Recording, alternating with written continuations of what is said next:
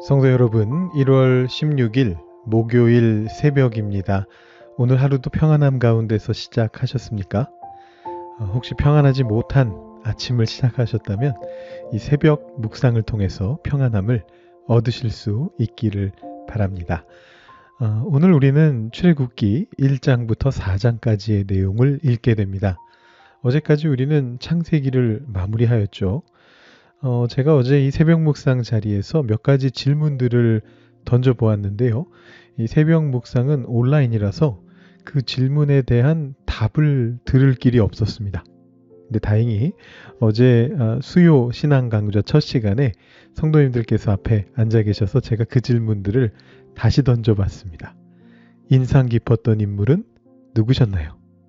그랬더니 제일 먼저 요셉이라는 답이 나왔고요. 곧이어 아브라함, 야곱 이런 인물들이 줄줄이 언급됐습니다. 창세기에서 가장 중요한 역할을 하는 사람들이죠. 그런데 여러분 그거 아십니까?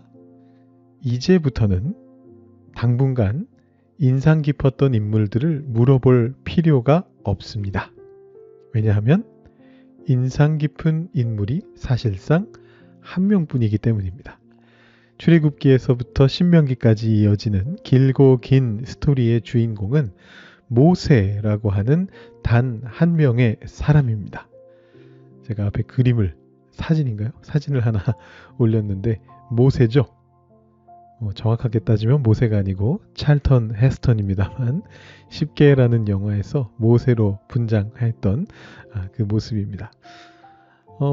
이 사람 모세는 이스라엘 역사에서나 성경의 스토리에서나 아주 압도적인 역할을 담당한 그런 인물입니다.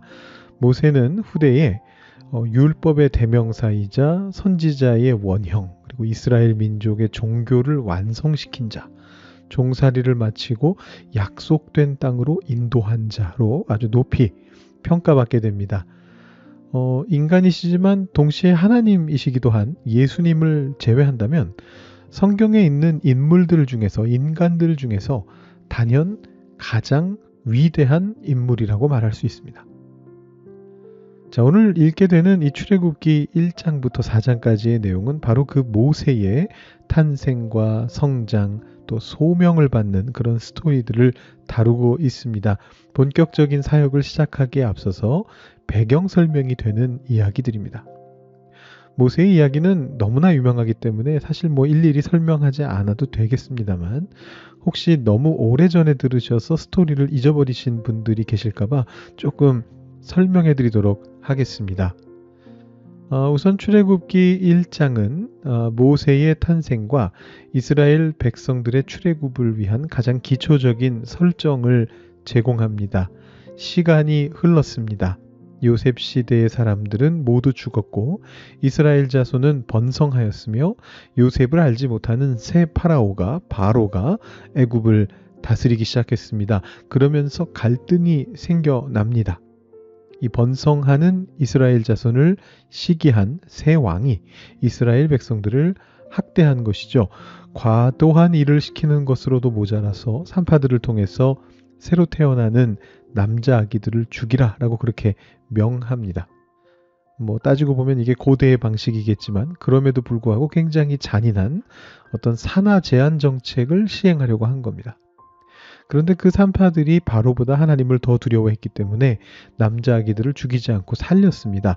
그러자 바로는 산파를 통해서가 아니라, 그래서 아이들이 태어난 직후가 아니라 그 후에라도 남자 아이들이 있으면 살해하는 아주 강경책을 지시합니다. 그렇게 배경 설정을 해놓고서 2장으로 넘어가면서 모세가 탄생하게 됩니다. 자, 위기 속에서 모세는 레위 지파의 한 아이로서 태어납니다.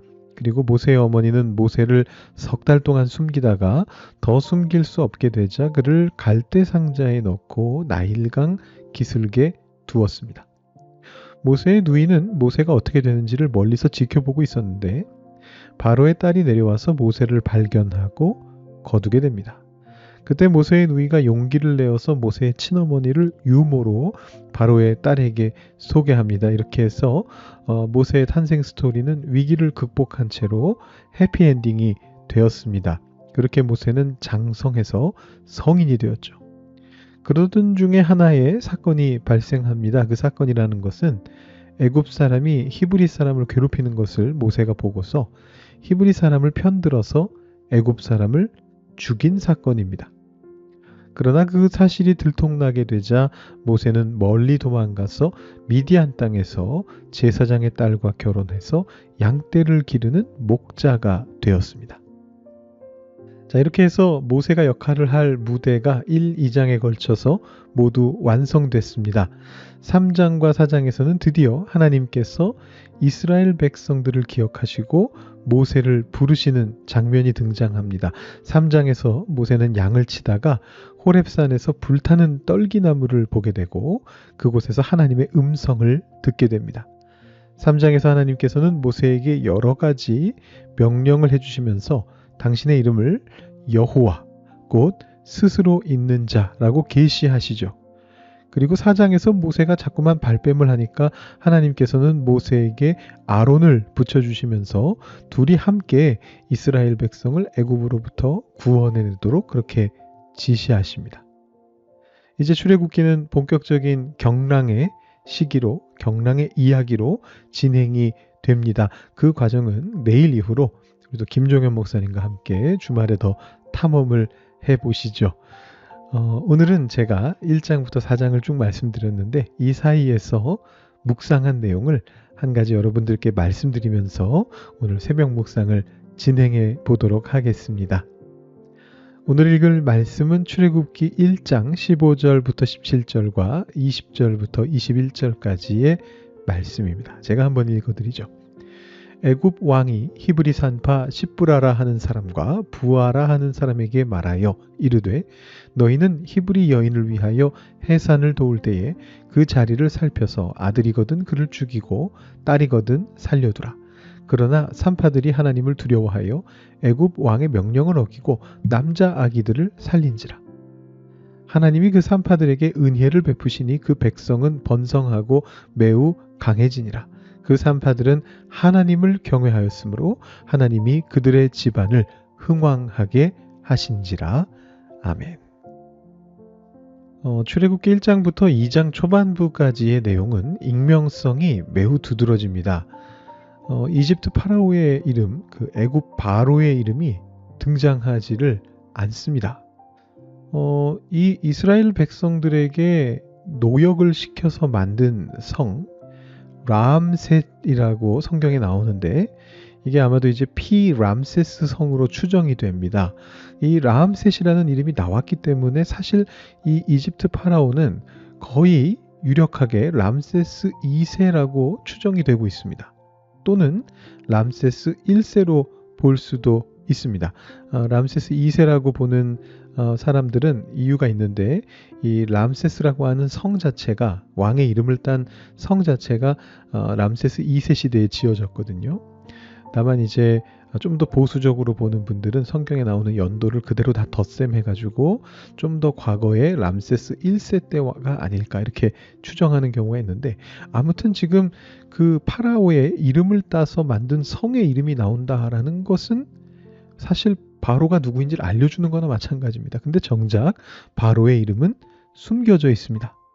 2장 1절에서는 모세의 아버지와 어머니가 등장하는데 이름이 나타나지 않습니다. 불과 5장 뒤인 출애굽기 6장에서 모세의 아버지는 아므람으로 어머니는 요게벳으로 이름이 등장하거든요. 사실 성경을 읽는 이스라엘 사람들이나 당시의 사람들이나 아니면 기독교인들이라면 누구라도 모세 아버지와 어머니 이름을 알고 있습니다. 아므람 요게벳을 알고 있습니다. 그런데 2장에서는 그들의 이름이 숨겨져 있고 그저 한 레위 사람이 어느 레위 여자에게 장가들었다라고만 그렇게 나오고 있습니다. 모세의 누이의 이름도 등장하지 않습니다. 이 사람이 누군지 우리가 너무 잘 알지 않습니까? 미리암이거든요. 근데 출애굽기 2장에서는 이름 없이 그냥 아기의 누이라고만 등장하고 있습니다. 모세의 양어머니가 되는 바로의 딸 또한 이름이 나오지 않습니다. 이 딸은 진짜 이름이 무엇인지 알 수가 없습니다. 여기에서도 나오지 않습니다. 심지어는 모세마저도 사실상 주인공인데 이 모세마저도 다 큰 후에야 2장 10절에 가서 자신의 이름을 부여받습니다. 그러니까 출애굽기 초반부의 이 익명성이 어떤 의도를 가지는지는 사실 분명하지는 않습니다. 모세를 특별히 강조하기 위해서 다른 이들을 감춘 것이라고 볼 수도 있겠고, 혹은 이 스토리 속에서 하나님의 주권을 강조하기 위해서 어떤 인간의 연약함과 무능력을 강조한 것이라고 볼 수도 있습니다. 그런데 제가 오늘 묵상한 내용은 사실은 이쪽이 아니고, 왜 익명성이 있을까 이쪽이 아니고 다른 쪽이었습니다. 그것은 바로 온통 이름이 숨겨지는 가운데 유독 히브리 산파 십브라와 부하만 이름이 등장한다라는 점입니다. 이들의 이름이 등장하는 것은 어떤 의도와 의미를 가지는 것일까요? 이것이 특이한 까닭은 그들이 모세의 탄생 이 스토리 전체에서 차지하는 비중이 매우 적다라는 것입니다. 필수적이지가 않습니다. 히브리 산파들은 바로가 이스라엘 백성들을 탄압하는 과정에서 두 번째 단계에서 역할을 한 사람들입니다. 아까 살펴보셨듯이 첫 단계는 과중한 노역이었고, 두 번째 단계는 산파를 통해서 아이가 태어나는 단계에서 남자 아이를 죽이는 것이었고요. 그리고 세 번째 단계는 산파를 떠나서 이미 태어난 아이를 나일강에 던지는 것이었습니다. 근데 모세는 이 중에 세 번째 단계에서 태어났고, 산파들은 두 번째 단계에서 바로에게 저항한 인물들이었습니다. 그러니까 다시 말해서 이 둘은 직접적인 관계가 없습니다. 실제로 2장 2절에서 모세가 태어난 이후로 산파들은 아무런 역할도 하지 않습니다. 1장에 나오고 끝납니다. 이들에게는 접점 자체가 없습니다. 사실 산파들의 스토리를 그냥 빼놓고 출애굽기를 읽어봐도 이야기 흐름에 아무 영향이 없습니다. 바로가 과중한 노역을 부여했다가 그 후에 태어난 아이들 중에 남자 아기들 다 죽이라고 했다라고 1단계에서 3단계로 그냥 곧바로 넘어가더라도 모세 이야기는 자연스럽게 진행이 됩니다. 그런데 의아하게도 출애굽기의 저자는 이 산파들에 대해서 다른 이름은 다 빼면서도 그들의 이름까지 넣어가면서 이 번외의 스토리를 무려 7절이나 진행시키고 있는 것입니다. 자, 이쯤 되면 여기에 뭔가 의도가 있다는 게 분명합니다. 근데 그게 뭔지 정확하게 알 수가 없습니다. 이게 조금 더 깊이 제가 공부하고 묵상하고 나누고 싶습니다만, 오늘은 새벽 시간이니까 조금 간단하게 묵상을 해보겠습니다. 일단 성경에 나와 있는 내용을 있는 그대로 받아들인다면 이 산파들의 행동은 하나님을 두려워하는 행동으로 등장합니다. 17절을 보시면, 그러나 산파들이 하나님을 두려워하여 애굽 왕의 명령을 어기고 남자 아기들을 살린지라, 이렇게 나와 있습니다. 이들이 살던 세계는 왕국이죠. 왕의 명령은 절대적인 권력을 가지고 있습니다. 특히 이 애굽이라고 하는 지역은 바로의 명령이 아주 압도적인 힘을 가지고 있었고 사실상 신처럼 떠받들어졌습니다. 그런데 이 17절에서는 산파들이 하나님과 바로 중에서 어느 쪽을 두려워해야 하는가를 놓고 전자를 선택하고 있다는 사실을 부각해서 보여줍니다. 의도적으로 연달아 배치하고 있어요. 그들은 하나님을 두려워했기 때문에 애굽 왕을 두려워하지 않았습니다. 이 산파들의 스토리 끝부분에 한 번 더 산파들이 하나님을 경외하였다라는 메시지를 넣음으로써 저자는 이 스토리를 통해 하나님 경외를 이야기하겠다라는 점을 분명하게 하고 있습니다. 그런데 여러분, 사실은 이것이 출애굽기 전체의 주제입니다. 하나님을 경외하여 하나님의 뜻을 행하는 자에게 하나님께서 은혜를 베푸시고 그 백성은 번성하고 강해집니다. 모세가 탄생하기도 전인 이 모세 탄생과 출애굽의 배경에 불과한 이야기를 하는 이 1장에서부터 출애굽기 저자는 이미 출애굽기의 핵심 주제를 산파들을 통해서 전달합니다. 하나님을 두려워하고 경외하는 자가 흥왕하게 될 것을 믿는 믿음으로 광야로, 세상으로 나아가라 라는 것입니다. 지금 당장은 세상의 권력과 세상의 가치가 승리하는 것처럼 보일지도 모릅니다. 이 산파들의 집안이 흥왕하게 되는 것은 분명히 후대의 일일 것입니다. 기록되기로는 20절, 21절에 산파들의 집안이 흥왕하게 되었다. 이 말이 먼저 기록됐지만 실제로는 22절이 먼저 일어났을 거라고요. 바로가 산파들을 통해서 아기들을 죽이는 작전이 실패로 돌아가자 모든 백성들에게 명령해서 아들들은 다 나일강에 던지라 이렇게 명령하잖아요. 그러니까 이 시점에서 산파들에게 베푸신 하나님의 은혜는 아직 결실을 맺지 못하고 있습니다.